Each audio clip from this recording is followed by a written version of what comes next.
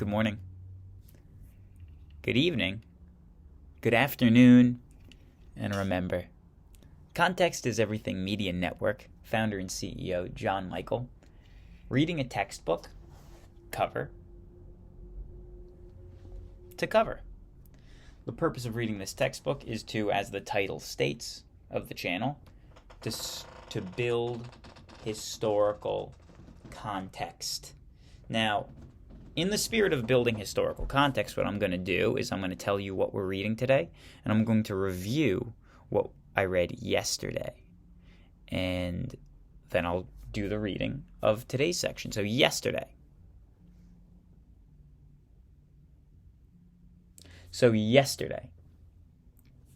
chapter 14, section 3, Protestant Reformation begins. Now, the Protestant Reformation begins means that the next section is going to be about the Reformation's ideas and how they spread. On this chapter, we'll also meet a really bad guy, and that's Henry VIII. If you don't know who he is, stay tuned and you'll hear how he's not a good guy. So let's do a review of yesterday. If you don't need to hear the review and you just want to hear about the Reformation ideas that spread, you can fast forward to about 5 minutes and 45 seconds and it'll be there. Okay. Abuses in the Church. This is chapter 14, section 3 review. Abuses in the Church during the late Middle Ages led to an increasing worldliness and power struggle between popes and monarchs. Popes maintained lavish lifestyles and funded art projects with increasing fees for church services and promoting the sale of indulgences. Okay, that's not good, because indulgences, what they are,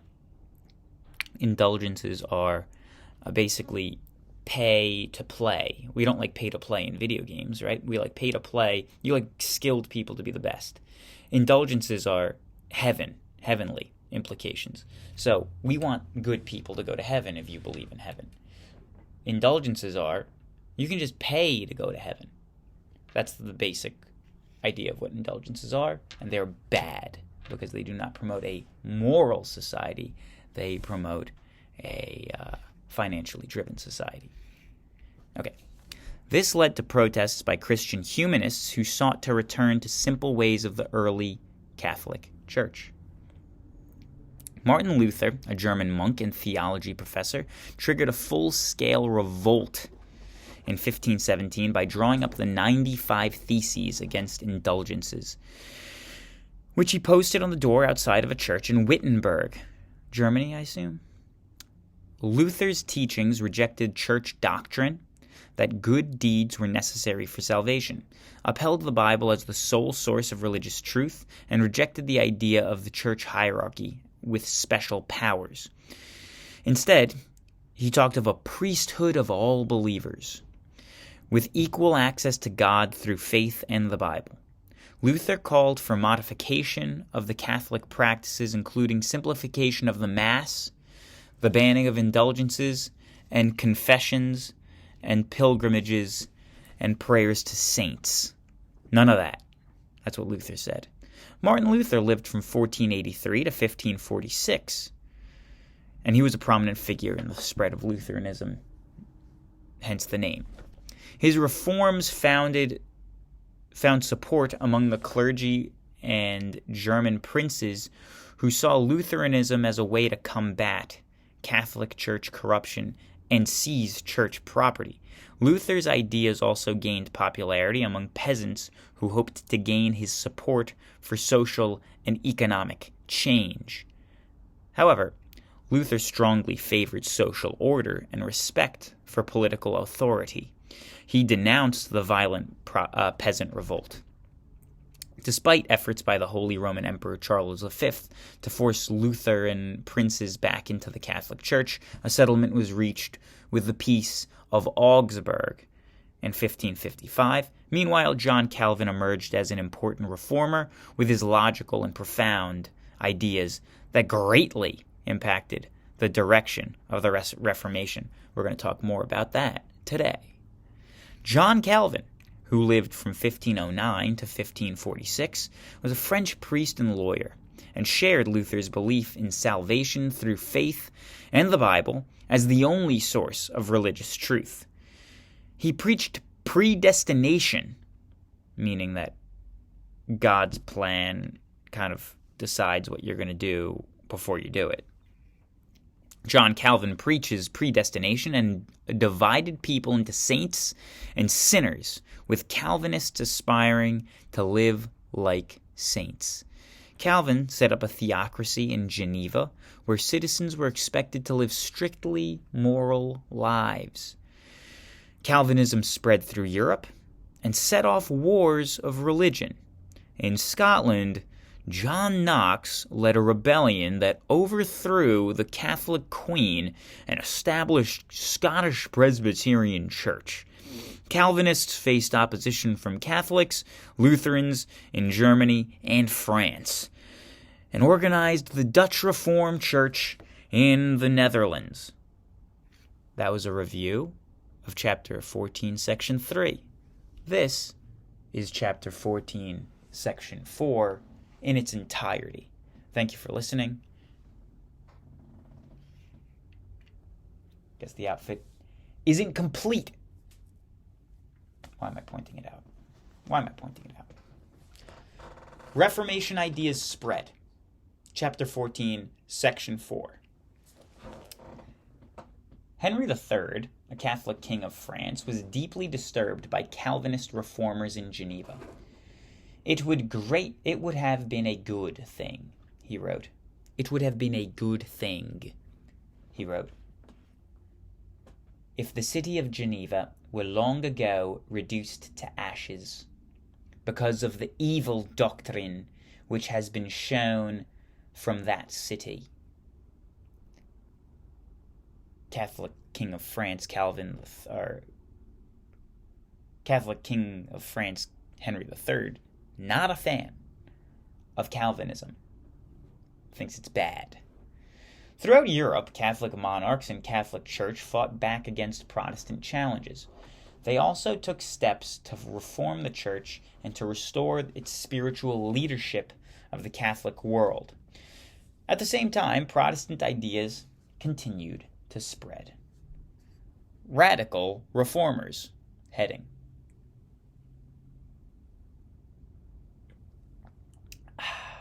Nothing like a good cup of black coffee. As the Reformation continued, hundreds of new Protestant sects sprang up. These sects often had ideas that were even more radical than those of Luther or Calvin. A number of groups, for example, rejected infant baptism. Infants, they argued, are too young to understand what it means to accept the Christian faith. Only adults, they felt, should receive the sacrament of baptism. They became known as Anabaptists. Anabaptists, never heard of them. A few Anabaptist sects sought radical social change as well. Some wanted to abolish private property.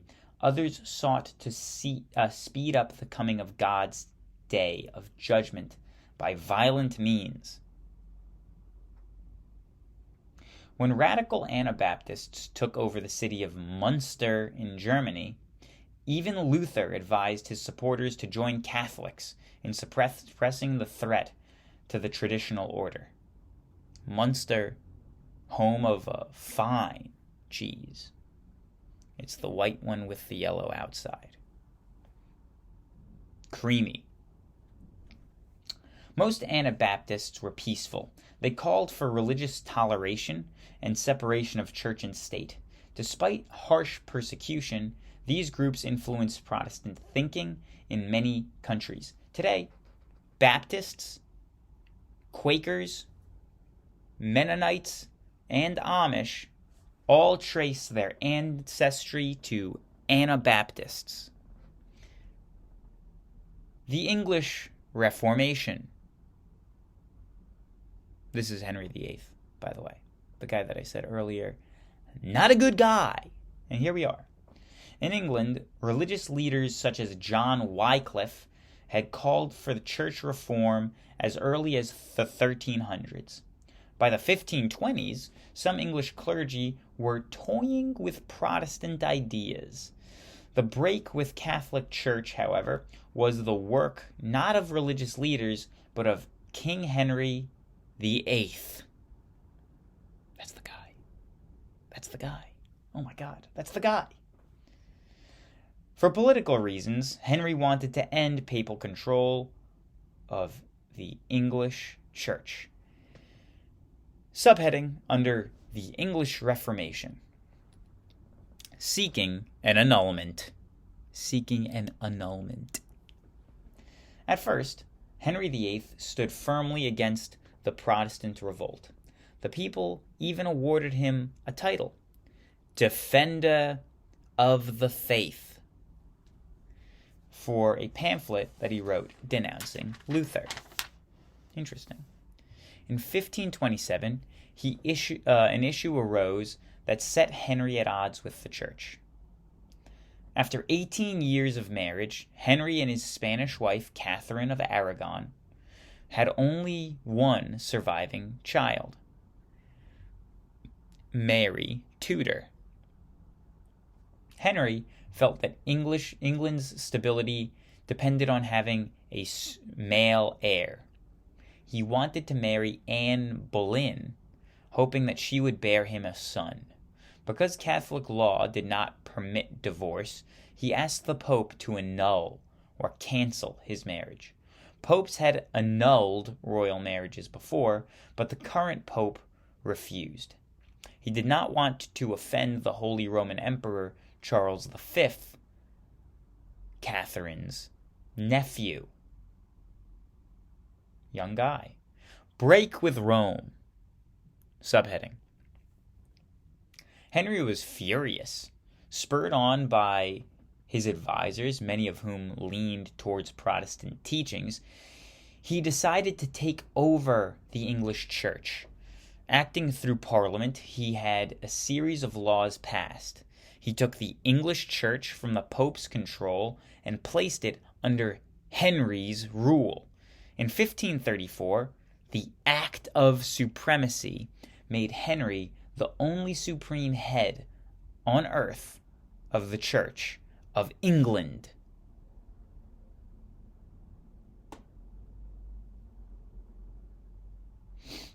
Many loyal Catholics refused to accept the Act of Supremacy and were executed for treason. Many loyal Catholics refused to accept the Act of Supremacy and were executed for treason. Among them were Sir Thomas More, we spoke of earlier, the great English humanist. More was later canonized or recognized as a saint by the Catholic Church because of martyrdom and his wisdom.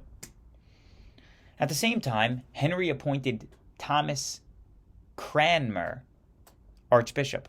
Cranmer annulled the king's marriage. Henry then wed Anne Boleyn, who bore him a second daughter, Elizabeth.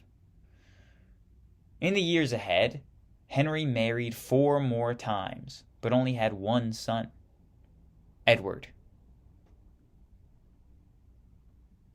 I'm not sure who Edward is. The Church of England. Subheading: The Church of England. Between 1536 and 1540, royal officials investigated English convents and monasteries, claiming that they were centers of immorality. Henry ordered them closed. He then confiscated or seized their lands and wealth. Henry shrewdly granted some of these lands to nobles and other high-ranking citizens. He thus secured their support for the Anglican Church, as the new Church of England was called. The new Church of England, the Anglican Church, is that still what it is called? I think it is, but I'm not sure. It might be.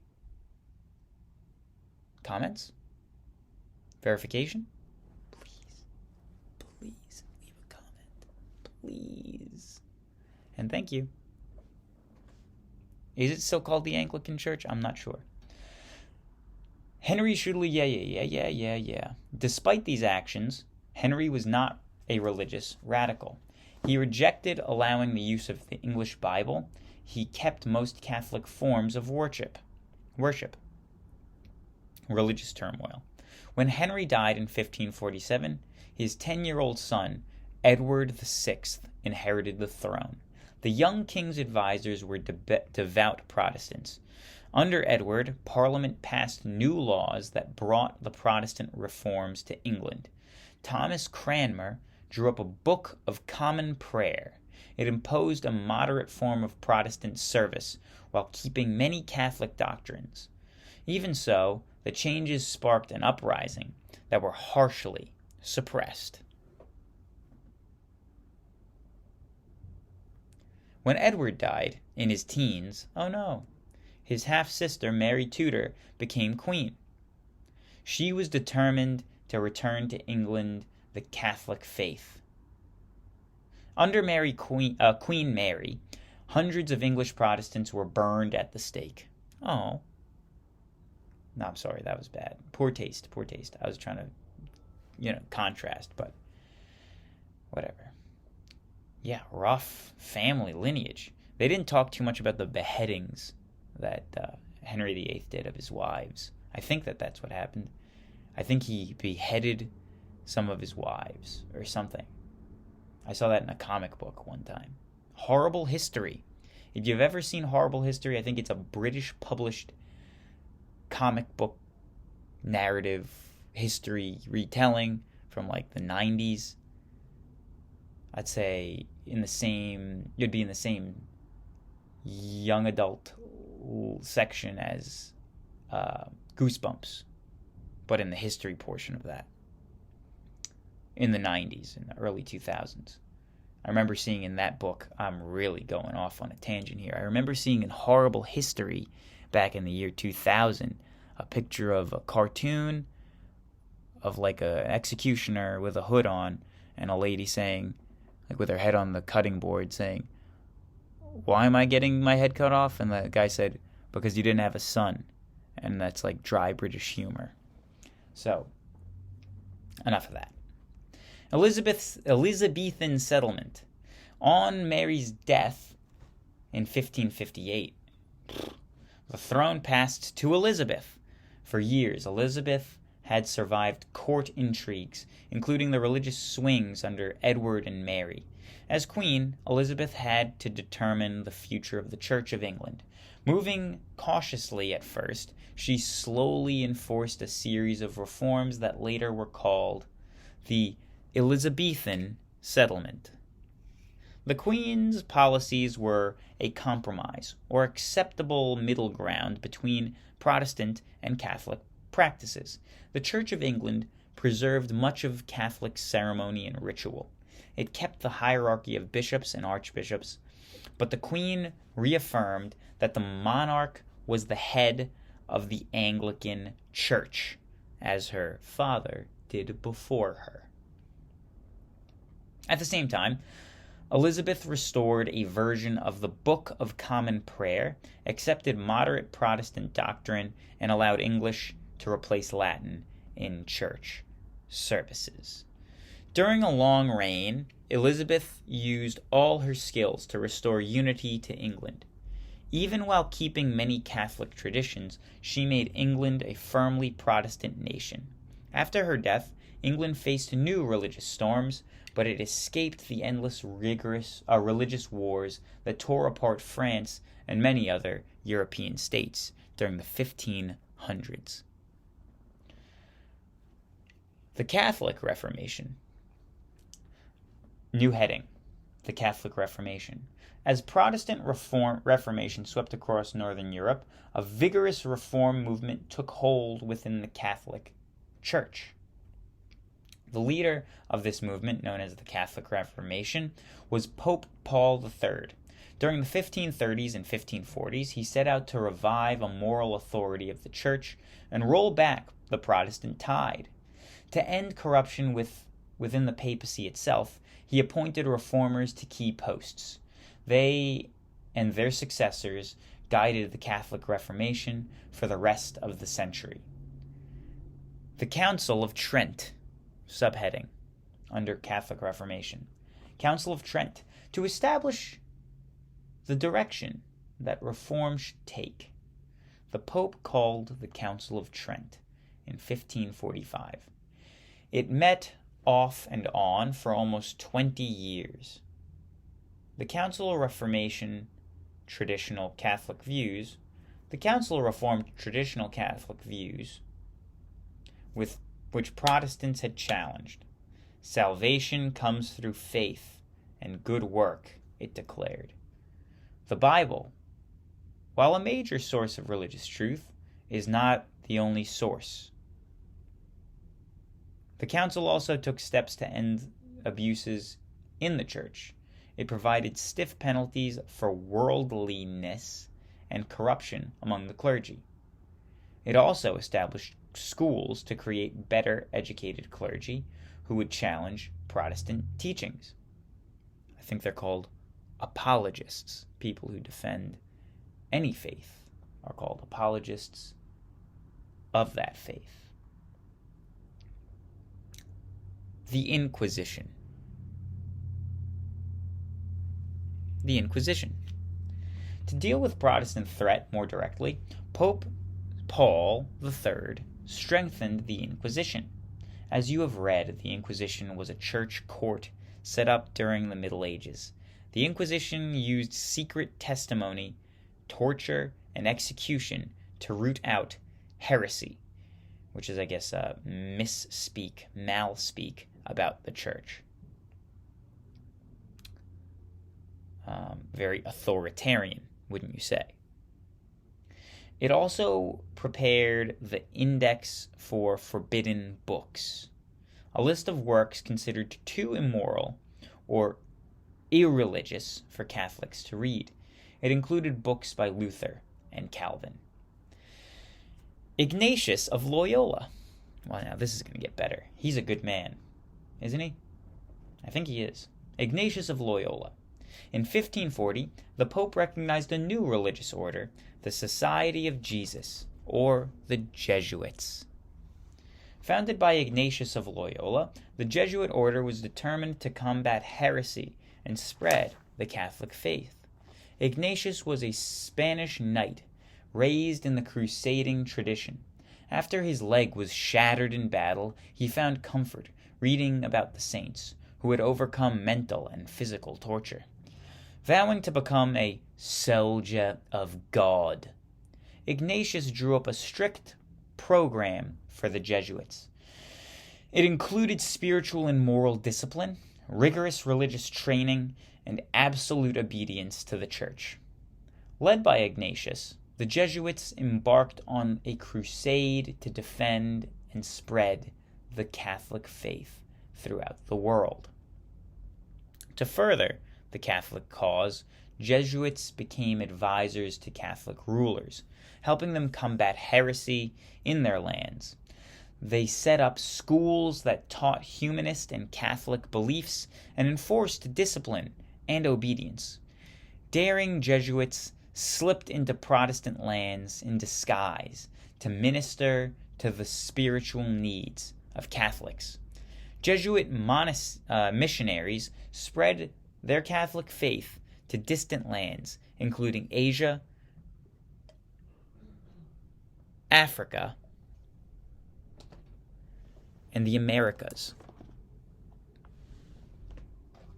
Give it a little zhuzh. It's cold. The coffee's cold. It's actually quite temperate and beautiful outside here in New Jersey.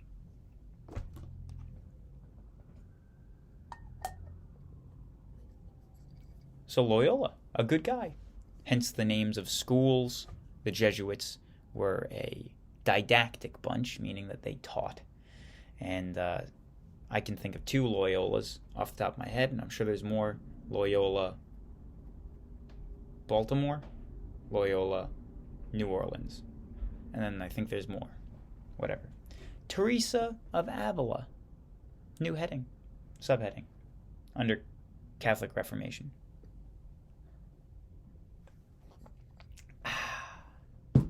Nothing like lukewarm cup of coffee. As the Catholic Reformation spread, many Catholics experienced renewed feelings of intense faith. Teresa of Avila symbolized this renewal. Born into a wealthy Spanish family, Teresa entered a convent in her youth. Finding convent routine not strict enough, she set up her own order of nuns. They lived in isolation, eating and sleeping very little, and dedicating themselves to prayer and meditation. Impressed by her spiritual life, her superiors in the church asked Teresa to reorganize and reform convents and monasteries throughout Spain. Teresa was widely honored for her work, and after her death, the church canonized her as a saint. Her mystical writings rank among the most important Christian texts of her time. A mystic. What does that mean, a mystic? An interesting implication, worth discussion in its own right. But that is all we have here about Teresa of Avila. Results. Did the Catholic Reformation succeed? Did the Catholic Reformation succeed? By 1600, Rome was a far more devout city than it had been 100 years earlier. Across Catholic Europe, piety and charity flourished. The reforms did slow the Protestant tide, even returned some areas to the Catholic Church. Still, Europe remained divided into a Catholic South and a Protestant North. I think it still is that way today. Like, Italy is Catholic, Spain is Catholic. If anything, I'm just saying, in terms of their majorities of Christian faith followers. Yeah, I guess it's kind of persisting, because England is still Anglican, and that is still Protestant. But leave in a comment below verifying that England is still Anglican, please. We have about probably 10 minutes, so this is going to be a long one. It's probably one of the longest ones I've ever done. So thank you for listening, and we got about 10 more minutes, about a whole page left. Widespread persecution. New heading. Let me take these off. They kind of hurt my eyes. Only a little bit. Widespread persecution. During this period of heightened religious passion, persecution was widespread. Both Catholics and Protestants fostered intolerance. Catholic mobs attacked and killed Protestants. Protestants killed Catholic priests and wrecked Catholic churches. Both Catholics and Protestants persecuted radical sects like Anabaptists. Yeah, doesn't sound very peaceful. Witch hunts. Yikes. Witch hunts. Almost certainly the religious fervor of the time contributed to a wave of witch hunting, which those accused of being witches or agents of the devil were usually women, although some men faced similar attacks. Between 1450 and 1750, tens of thousands of women and men died as victims of witch hunts. Scholars have offered various reasons for this persecution. At the time, most people believed in magic and spirits. They saw a close link between magic and heresy, and in addition, during times of trouble, people often looked for scapegoats on whom they could blame their problems. People accused of witchcraft were often social outcasts, beggars, poor widows, midwives blamed for infant deaths, or herbalists whose potions were seen as gifts from the devil. Most victims of witch hunts died in the German states, Switzerland, and France, all centers of religious conflict. When the wars of religion came to an end, the persecution of witches also declined. Jews in the Reformation. The Reformation brought hard times to Europe's Jews. For many Jews in Italy, the early Renaissance had been a time of relative prosperity. Unlike Spain, which had expelled its Jews in 1492, Italy allowed Jews to remain. Some Jews followed the traditional trades they had been restricted to in medieval times. They were goldsmiths, artists, traders, and moneylenders.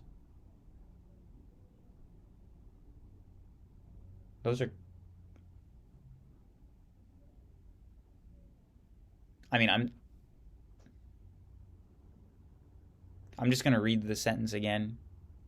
Some Jews followed the traditional trades they had been restricted to in medieval times. They were goldsmiths, artists, traders, and moneylenders. Others expanded into medicine, law, and government, as well as business. Still, pressures remained strong on Jews to convert. By 1516, Venice ordered Jews to live in separate quarter of the city, which became known as a ghetto. Other Italian cities also forced Jews into walled ghettos. During the Reformation, restrictions on Jews increased. At first, Luther hoped that Jews would be converted to his teachings. However, when they did not convert, he called on them to be expelled from the Christian lands and for their synagogues and books to be burned. In time, some German princes did expel Jews. Others confined Jews to ghettos, requiring them to wear a yellow badge if they traveled outside. In the 1550s, Pope Paul IV placed added restrictions on Jews. Even Emperor Charles V, who supported the toleration of Jews in the Holy Roman Empire, banned them from Spanish colonies in America. The Holy Roman Empire controlled Spain? After 1550, many Jews migrated to Poland and Lithuania, which I guess was a thing, and to parts of the Ottoman Empire, where they were permitted to prosper.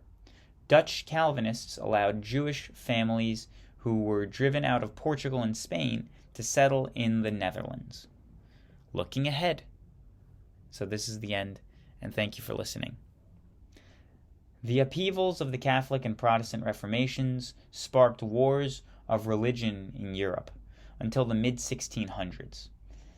At that time, issues of religion began to give way to issues of national power. As you will read, Catholic and Protestant rulers often made decisions based on the political interests rather than purely religious reasons. Ladies and gentlemen, thank you for listening. I appreciate your time. I appreciate your ears. And I hope you have a wonderful day. Bye-bye.